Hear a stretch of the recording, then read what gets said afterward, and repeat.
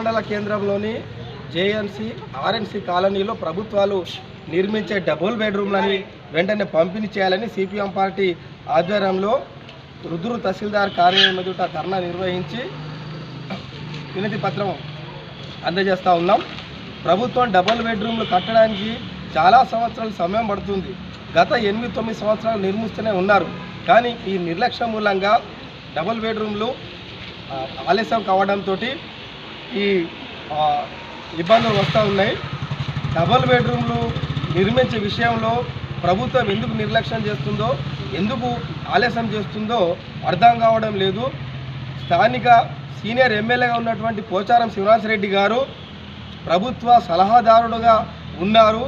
ఆయన చొరవ చూపి ఇక్కడ రుద్రు మండల కేంద్రంలో నిర్మిస్తున్నటువంటి డబుల్ బెడ్రూమ్లని త్వరగా పూర్తి చేసి పేద ప్రజలందరికీ పంపిణీ చేయాలని మేము ప్రభుత్వానికి విజ్ఞప్తి చేస్తూ ఉన్నాం. గతంలో రుద్రు మండల కేంద్రంలో డబుల్ బెడ్రూమ్లు పంపిణీ చేయకపోవడంతో లబ్ధిదారులు పేదలు తాళాలు పగలగొట్టి స్వాధీనపరుచుకున్నటువంటి సంఘటనలు జరిగినాయి.